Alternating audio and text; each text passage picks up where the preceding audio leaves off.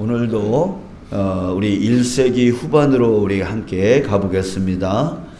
자, 이때 교회 안에서 발생한 큰 어려움은 바로 거짓된 가르침을 전하는 사람들이었습니다. 그들은 가뜩이나 교회가 지도자가 지금 부족하고 또 로마와의 갈등에 힘들어하는 그때에 교회 안과 밖에 신실한 성도들 사이에 분열을 일으키고 또 신앙을 무너뜨렸습니다. 먼저 당시 교회는 유대인들의 율법주의와 상대해야 됐는데요. 대부분 유대인들은 그리스도인과 이렇게 분리되었지만 아직도 교회 안에서 중요한 세력으로 그 유대인들이 남아 있었습니다. 그들은 믿음으로 구원을 얻는다라고 하는 이 사도 바울의 가르침을 무시해버렸어요. 그리고 그들이 가르치는 율법 준수를 앞세웠습니다. 물론 교회가 율법을 완전히 무시한 건 아니에요. 믿음의 행위도 믿는 것 그 자체만큼이나 중요한 것이기 때문에 율법을 완전히 무시한 게 아니라 그러나 그럼에도 불구하고 구원은 믿음으로 받는다라고 하는 것을 이제 강조하면서 이제 율법의 행위를 이어갔는데, 근데 이제 유대인들은 그 믿음으로 구원 얻는 게 아니라 율법으로 구원 얻는다. 이걸 자꾸만 교회 안에다가 가르치는 거예요.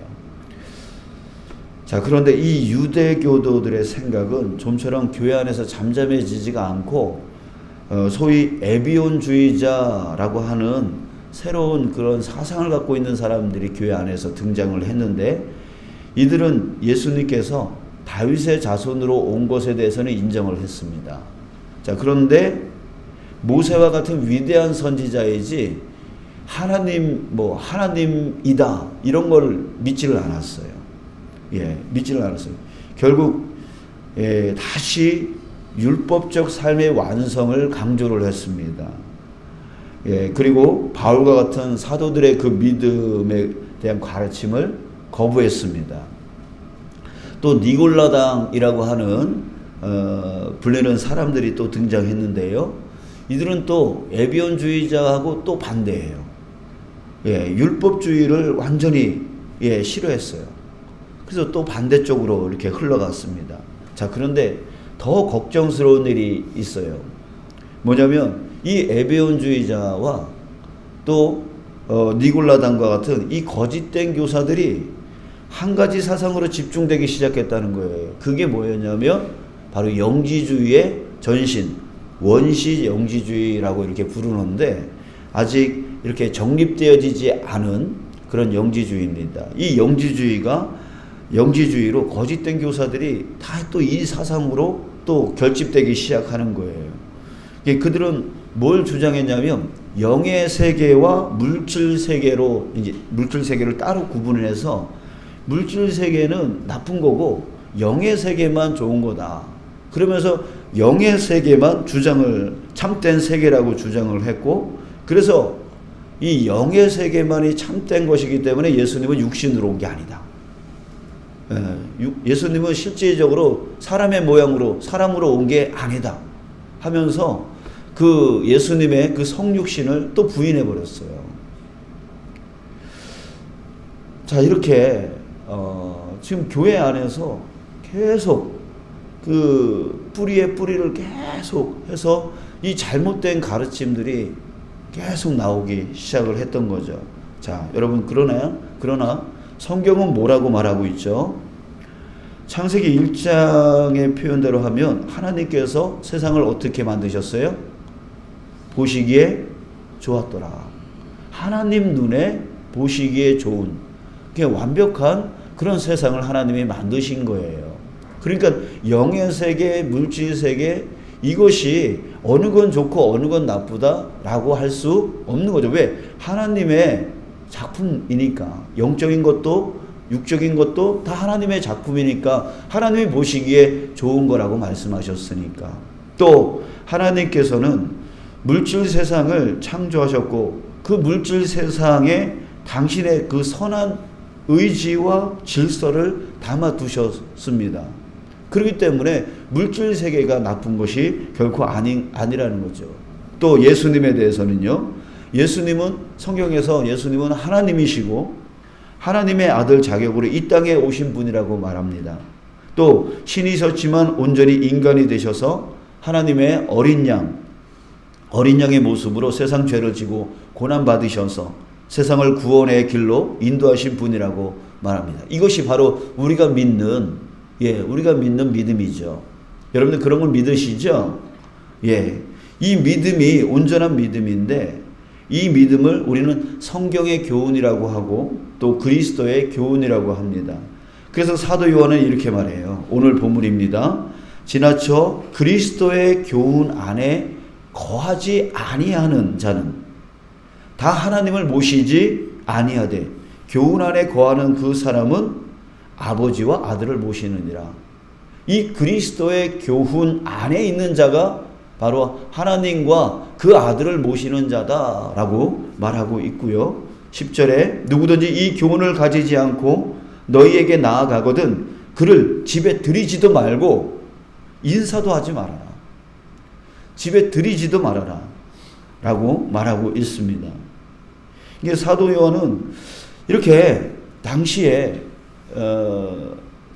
그 교회 안으로 들어오는 이런 거짓된 가르침을 가진 이런 교사들을 경계하고 교회 안으로 들이지 아니하고 내어 쫓는 일에 집중을 했습니다. 또 요한은 이렇게 말합니다. 요한 2서 1장 7절 8절에서 미혹하는 자가 세상에 많이 나왔나니 이는 예수 그리스도께서 육체로 오심을 부인하는 자라. 이런 자가 미혹하는 자요 적그리스도니 너희는 스스로 삼가 우리가 일한 것을 잃지 말고 오직 온전한 상을 받으라. 자, 이렇게 예수님의 그 성육신을 부인하는 자들이 바로 미혹하는 자요 적그리스도다. 이렇게 말하고 있습니다. 자, 이렇게 요한과 당시 에베소 교회는요, 모든 영지주의적 주장들을 거짓 가르침이라고 보고요, 그것들로부터 교회를 지키기 위해서 아주 최선의 노력을 다했습니다. 자, 사랑하는 여러분, 우리도 교회를 지켜나가야 됩니다. 교회를 지킨다는 것은 무엇입니까? 바로 우리 마음 안에 예수님을 지킨다는 거예요. 예수님을 지킨다는 거예요. 우리 마음 안에 있는 예수님을 지키지 못하면 교회는 서로 권력 다툼의 장소가 되어질 수밖에 없어요. 예수님이 있어야 되는 거예요. 그러니까 세상에 많은 이단과 사이비가 많이 나와서 지금 미혹하고 있습니다. 예수님을 부인하게 만들고 있고 자기가 구세주라고 주장하고 있습니다. 또 이단 사이비만 미혹하고 있는 게 아니에요. 예수님의 교훈과 예수님의 길로 가는 일에 마음이 우리가 합쳐야 되지 않습니까? 예수님의 교훈을 함께 따라가고 예수님의 길을 함께 가자고 우리의 마음이 그곳으로 합쳐야 되는데 그와 상관없는 다른 것에 자꾸만 마음이 합쳐져 가지고 나아가는 것. 이것이 바로 우리에게 자꾸만 다가오는 미혹인 것이죠.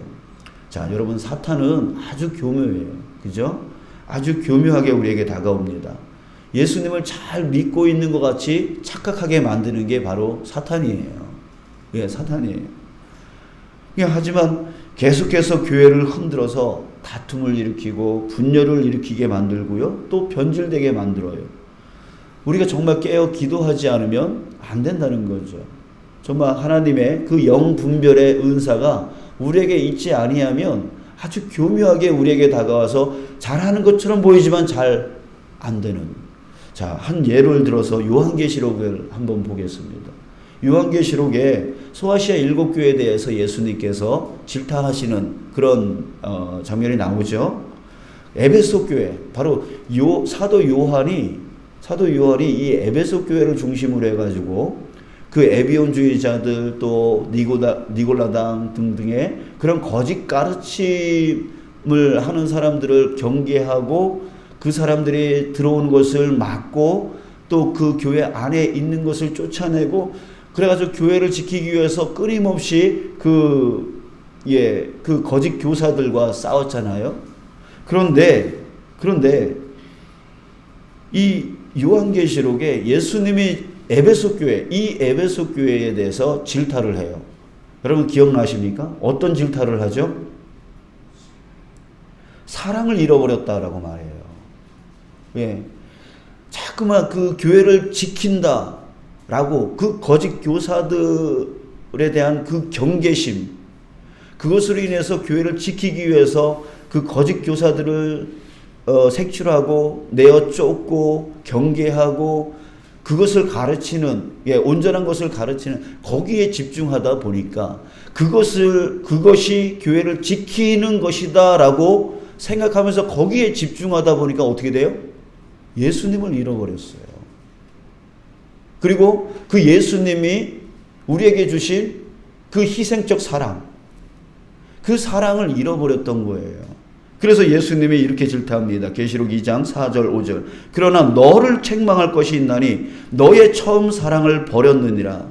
그러므로 어디서 떨어진 것을 생각하고 회개하여 처음 행위를 가지라. 만일 그리하지 아니하고 회개하지 아니하면 내가 내게서 내 촛대를 그 자리에서 옮기리라. 하나님, 주님, 우리 이 교회를 지키려고 이렇게 애쓴 거 아닙니까? 저 거짓 교사들이 교회 안으로 들어와서 이렇게 서로 분열시키고 다투게 만들고 하는 이것을 지키려고 우리가 그렇게 애쓴 거 아닙니까? 그게 소용이 없다는 거예요. 여러분, 우리가 정말 조심해야 될 게, 뭔가 교회를 지키기 위해서 한 가지를 뭔가 주장하려고 할 때에 이걸 잃어버렸다는 거예요. 어떻게 보면 요한의 그 노력을 사탄이 아주 교묘하게 이용해서 그들 안에서 사랑을 빼앗아간 거예요. 그러니까 서로 의심하게 되어지는 거죠. 네가 거짓 교사 아니야? 네가 거짓 교사 아니야? 서로 의심하게 되어지고 서로 그것 때문에 다투게 되어지고 싸우게 되어지고 분열이 오히려 교회를 지키려다가 오히려 분열을 일으키고 싸움을 일으키고 갈라지고 이런 일들이 일어나더라는 거예요. 자, 여러분, 우리는 조심해야 돼요.